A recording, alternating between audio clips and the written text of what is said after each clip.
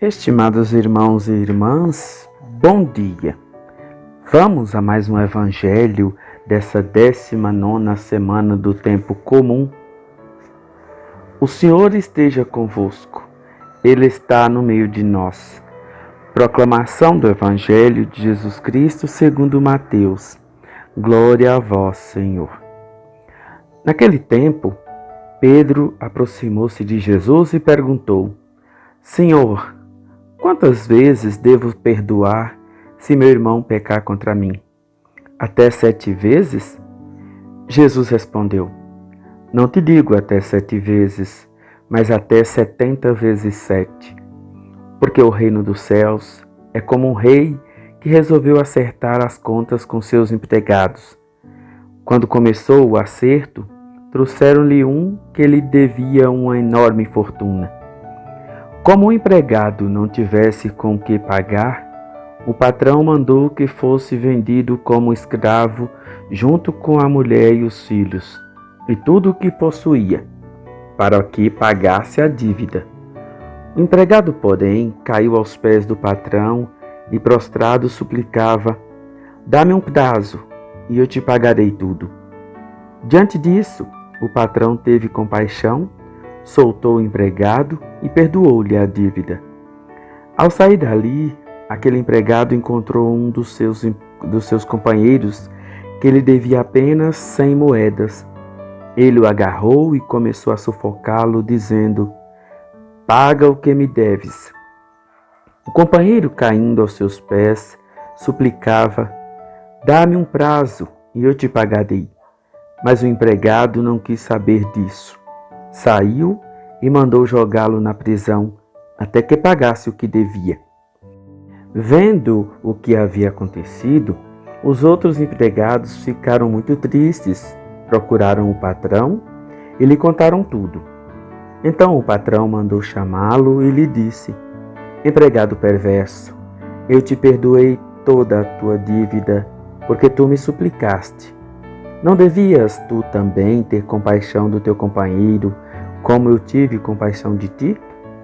O patrão indignou-se e mandou entregar aquele empregado aos torturadores, até que pagasse toda a sua dívida.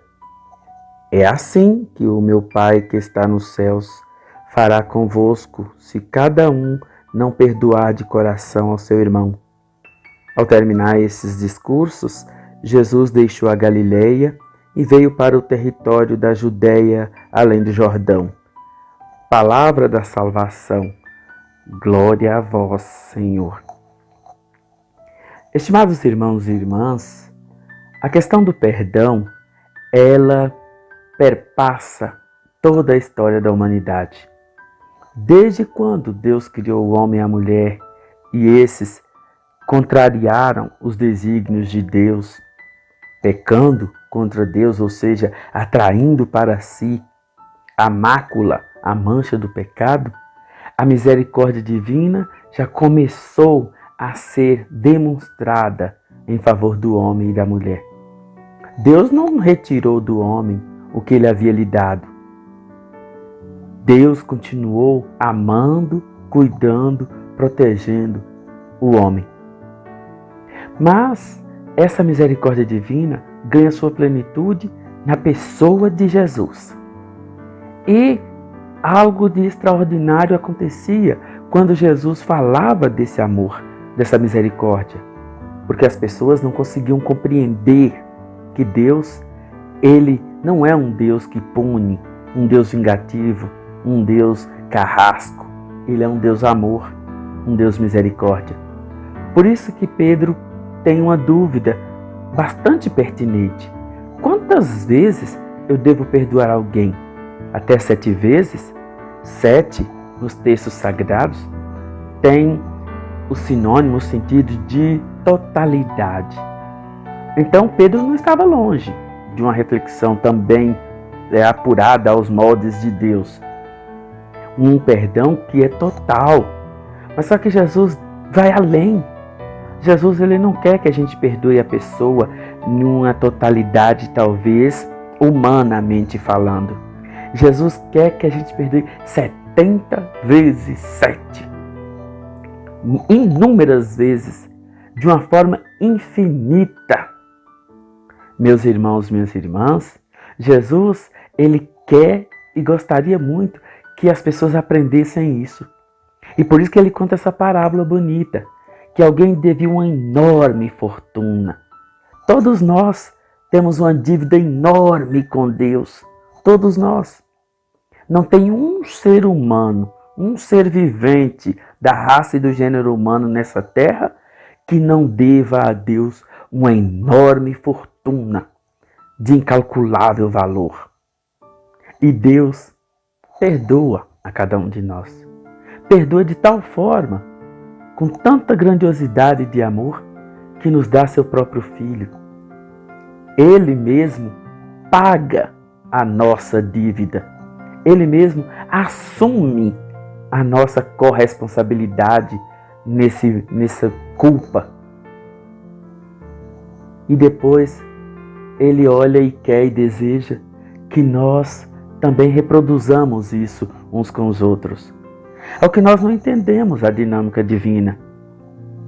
O perdão de Deus para conosco é garantido, é verdadeiro, é graça, é dom. Nós não conseguimos reproduzir isso com os nossos irmãos. Uma dívida pequenina, uma palavra maldita, um mal-estar, uma discussão, uma ação que talvez contrariou os pensamentos, os sentimentos, as realidades entre os envolvidos.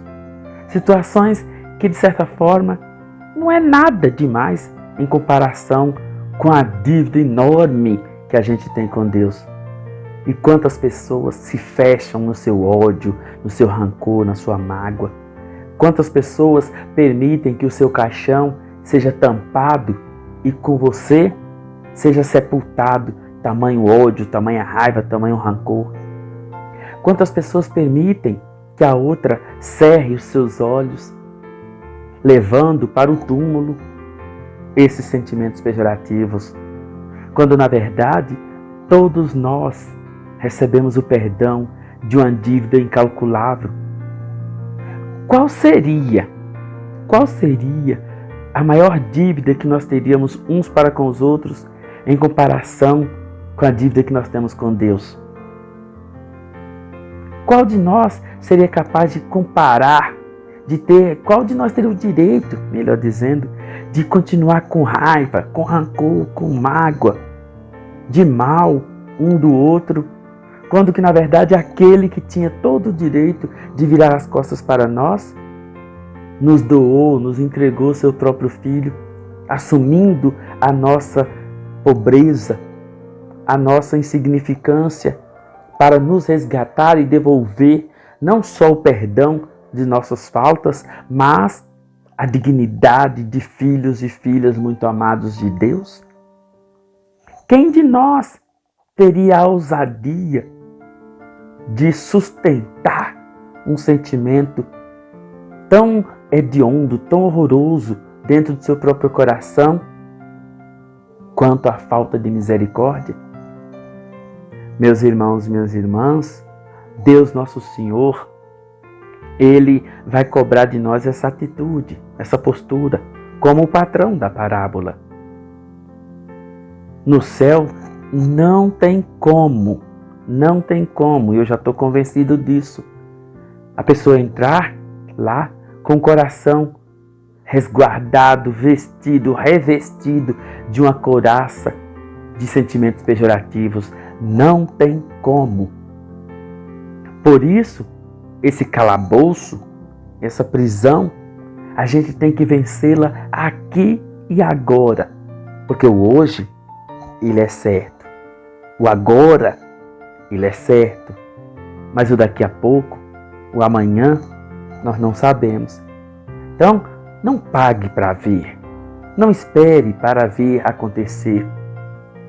A situação da misericórdia, ela é muito melhor, muito mais sublime e até mesmo muito mais interessante do que experimentar o choro e o ranger de dente, a tortura do pagamento de uma dívida que você por si só não seria capaz de pagar jamais. Aceite a misericórdia divina na sua vida e faça com que outros sintam a mesma situação. A misericórdia que vem de Deus passa pelo seu coração e atinge o coração do seu irmão, da sua irmã.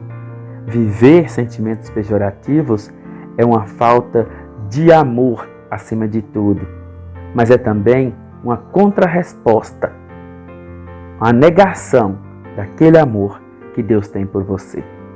Bom dia.